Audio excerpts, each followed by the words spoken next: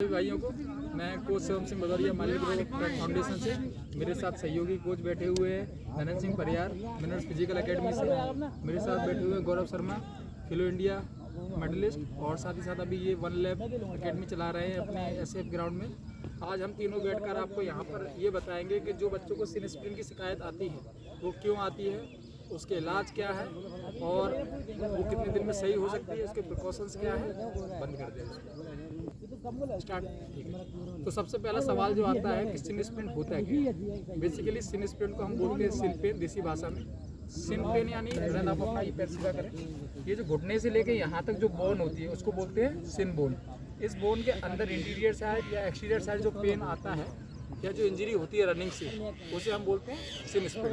ये होती क्यों है, आपके बोन के आसपास और मसल्स के आसपास जो टिश्यूज होते हैं उन टिश्यूज को ब्रेक हो जाने की वजह से आपको पेन आता है। एक प्रकार से ये ओवर यूज इंजरी है।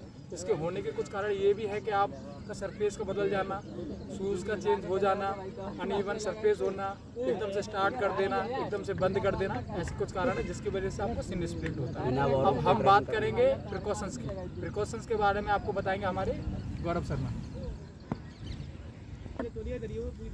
हाँ, तो हम बात कर रहे थे सिन स्प्लिन की, तो हमारे नरेंद्र भाई आपको बताएंगे कि सिन स्प्लिन के प्रिकॉशंस क्या होते हैं, सिन स्प्लिन होने से आप कैसे बच सकते हैं। नरेंद्र भाई, सिन पेन अपनों को अगर ठीक करना है तो सबसे पहले अपना महत्वपूर्ण होता है शूज।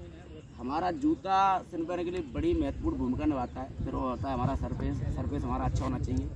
जैसे हम लोग ग्राउंड आ रहे हैं, सुबह जग के आ रहे हैं, तो हमको एक अच्छा स्ट्रेचिंग और वार्म अप अच्छा करना चाहिए जिससे ब्लड सर्कुलेशन पूरा हो सके, फुल बॉडी ब्लड सर्कुलेशन हो जाए तो इंजरी के खतरे बहुत कम हो जाते हैं। ये नहीं कहें कि इंजरी प्रॉपर बच जाती पर खतरे बहुत कम हो जाते हैं। तो आपको मेन चीज़ शूज और ये प्रॉपर ढंग से सरफेस होना चाहिए। जैसे ये सरफेस है, देखो ये सरफेस है, ये सिंथेटिक है, ये अच्छा सरफेस है। जैसे अपन मिट्टी के ट्रैक पे जाते हैं तो ऊपर नीचे गड्ढे हो जाते हैं, तो कभी कभी जैसे अपन तेज आते हैं तो एक पैर सीधे में अच्छे पे चलाया तो एक पैर गड्ढे में चलाया, तो उससे सिन होने के खतरे ज़्यादा बढ़ते हैं। तो आप उन चीज़ों से बचें और अच्छे से ट्रेनिंग करें। हाँ, तो जैसा कि हम सिन स्प्लिन के बारे में बात कर रहे थे, अभी मैंने आपको बताया सिन स्प्लिन होता क्या है, हमारे नरेंद्र भाई ने आपको बताया कि सिन स्प्लिन के प्रिकॉशंस क्या है। अब आपको हमारे गौरव शर्मा जी बताएंगे कि अगर आपको सिन पेन हो जाए यानी सिन स्प्लिन हो जाए तो आप उससे रियायत कैसे पाए, उससे मुक्ति कैसे पाए या उसको ठीक कैसे करें। गौरव शर्मा जी। नमस्ते भाइयों, सिन पेन कोई बड़ी दिक्कत नहीं है, नॉर्मल सी चीज़ है। इसमें अगर आप ध्यान दोगे तो 1 या 2 एक्सरसाइज हैं जिनसे आप अपने सिन पेन को राहत मिल सकती है। जिससे आपके लिए आप सिन पेन के लिए एक ये अप डाउन जो एक्सरसाइज होती है तो आपको ये कर सकते हैं सिन पेन के लिए। एक आपको सेंट पे, अगर आपको सेंट पे नंगे पैर, सेंट जो होती है रेत, उस पर आप नंगे पैर उंगलियों के बल से चल सकते हैं आगे की ओर, इससे भी आपको उसमें राहत मिलेगी।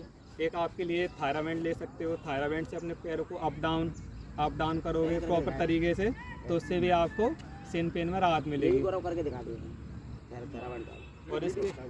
और इसके अलावा के लिए आपको अगर ज़्यादा सिन पेन है तो सिकाई आप अपने ठंडे गर्म पानी से कर सकते हैं, आइसिंग कर सकते हो।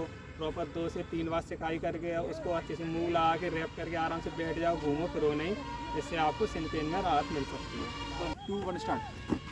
तो सिन स्प्लिन की जो हमारी वीडियो थी उसका कंक्लूजन ये है कि सबसे पहले तो आप लोग ये तय करें कि आप किसके पास कर रहे हैं। हमारे आसपास कुछ ऐसे कोचेस हैं जिन्हें बेसिक नॉलेज भी नहीं है ना, आप है ना उनके पास ग्राउंड में पहुंचते हैं, वो आपको इंजरी प्रिवेंशन एक्सरसाइज नहीं करवाते हैं। इंजरी प्रिवेंशन एक्सरसाइज ना करवाने की वजह से आपको ये कॉमन रनिंग इंजरीज जो हैं, रन नहीं हो गया, हैमस्ट्रिंग का पुल हो जाना, ग्रोइंग का पुल हो जाना, सिन स्प्लिंट हो जाना, ऐसी शिकायतें आपको आती हैं। और फिर आपको वो ऐसे नुस्खे बताते हैं जिससे सिन स्प्लिंट ठीक होने की जगह उसका स्ट्रेच फ्रैक्चर में बन जाने के चांसेस ज़्यादा बढ़ जाते हैं। और सिन स्प्लिंट एक ऐसी चीज़ है, अगर वो ठीक नहीं हुआ, आप बराबर उस पर करते रहे तो वो स्ट्रेच फ्रैक्चर बन सकता है। स्ट्रेच फ्रैक्चर अगर वो बन गया तो आपका पैर खराब होने के चांसेस बहुत ज़्यादा होते हैं। ज़्यादा परेशान है, ज़्यादा सॉइलिंग है, तो सबसे बेहतर आपके लिए यही है कि आप अपने आसपास कोई ऑर्थो के डॉक्टर के पास जाएं, उससे मिलें और वो आपको एक सही गाइडेंस देगा। हम केवल कोचेस हैं, हम आपको एक दिशा दिखा सकते हैं, आपको केवल नॉर्मल गाइड कर सकते हैं।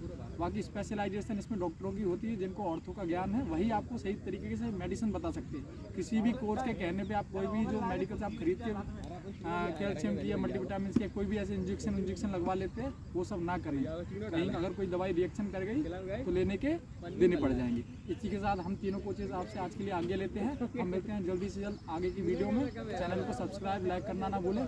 जय श्री राम।